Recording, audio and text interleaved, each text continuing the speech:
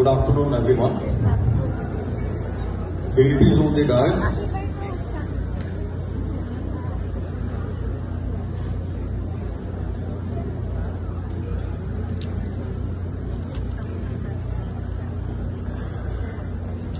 Next speaker is Mr. Bahrani.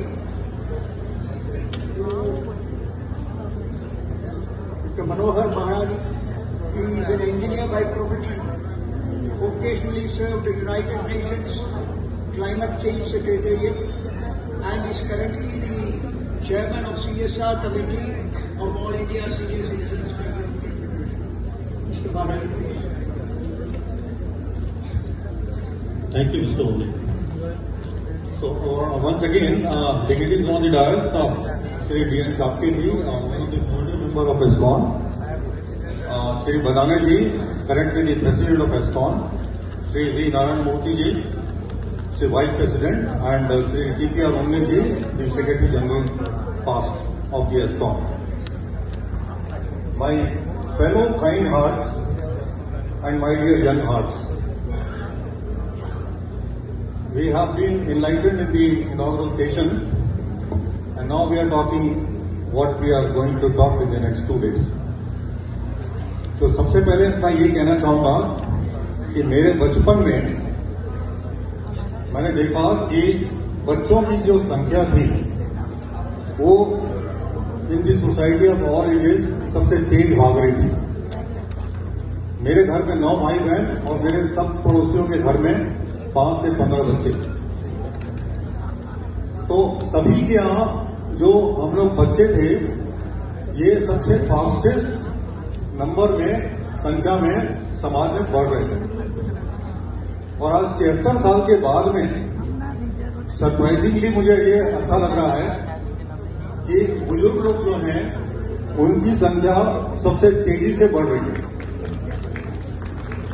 तो ये double दी Joy है कि हमने बचपन में भी बढ़ती हुई संख्या का पार्ट रहे और आज भी हम बहुत तेजी से बढ़ती हुई संख्या का पार्ट है।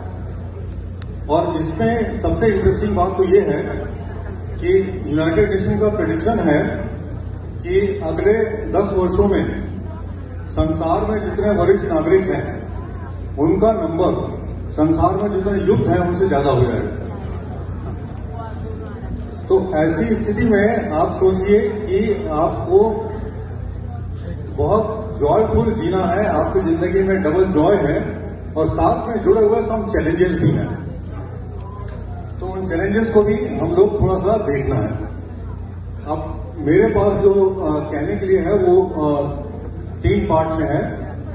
पहला पार्ट मैं 10 मिनट डिस्कस करूंगा on the ISKCON bylaws amendment. तो ये जो ISKCON का जो जब जन्म हुआ जिसमें कि फाउंडर मेंबर मैंने जैसे कहा कि चापके जी हैं यहाँ पर, तो 2001 में हुआ। संसार में 1999 में वरिष्ठ नागरिकों के बारे में बात करना शुरू हुआ और ठीक उसके 2 साल बाद ISKCON आ गया और उसके बाद में 22 अधिवेशन हो गए और हम लोग साथ में बढ़ते गए। अब ऐसा समय आ गया है कि क्योंकि इतने सारे चेंजेस हो रहे हैं तो जो बाईलॉज होते हैं वो संस्थान के जान होते हैं। तो उस जान से हम लोग 24 साल तक चले। अगले साल ISKCON की सिल्वर जुबली है, तो क्या 2050 तक इसी बाईलॉज में चलना है या इसमें कोई संशोधन की आवश्यकता है? इस बारे में विचार किया जा रहा है। तो इस विचार में जो 2-3 पॉइंट इंपॉर्टेंट हैं वो ये है कि जो भी संस्थान के बाईलॉज बनाते हैं उन्हें इम्पार्शियल, ट्रांसपेरेंट और ट्रस्टवर्दी। अगर वो इम्पार्शियल नहीं है और अपने हित को सामने रख के बाईलॉज को सोचते हैं तो वो उनका हित शॉर्ट टर्म के लिए शायद हो जाए लेकिन लॉन्ग टर्म के लिए वो हित उनका नहीं, संस्था का नहीं होगा। ये चीज ध्यान में रखनी है।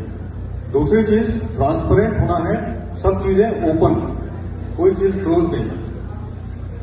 और ट्रस्टवर्दी, ये ट्रस्टवर्दी होना चाहिए। और ये ना ओनली संस्था में एप्लीकेबल है, ये हर चीज में एप्लीकेबल है।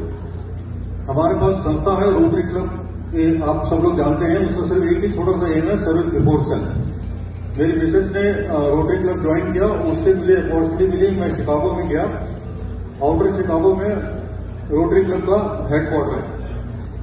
वहां जाके उनको बोला तो उन्होंने कहा कि हमारा जो जान है वो सिर्फ सर्विस बिफोर सेल्फ, और वो क्लब 100 साल से ज्यादा चल रहा है।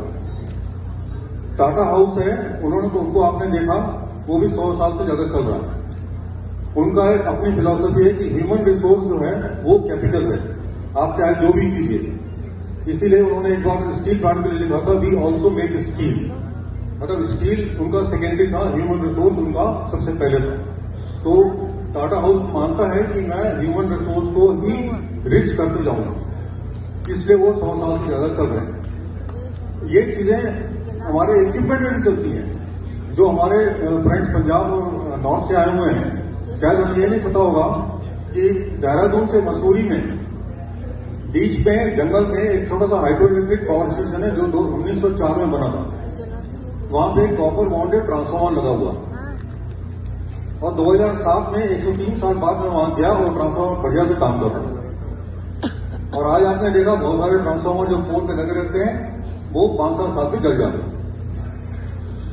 तो वो ट्रस्टवर्दी सिस्टम, तो आप कितना ट्रस्ट से चल रहे हैं, वो ये सब चीजें बहुत इंपॉर्टेंट है। तो इसलिए कॉन्स्टिट्यूशन कमेटी की ओर से जो मैं कह रहा हूं, अभी अगले 10 मिनट में जो स्लाइड दिखाऊंगा वो मेरे विचार नहीं है। ये 4 महीने से कॉन्स्टिट्यूशन कमेटी अपना ब्रेनस्टॉर्मिंग की है, उन्होंने अपने विचार बताए हैं, उनके विचारों को मैंने समावेश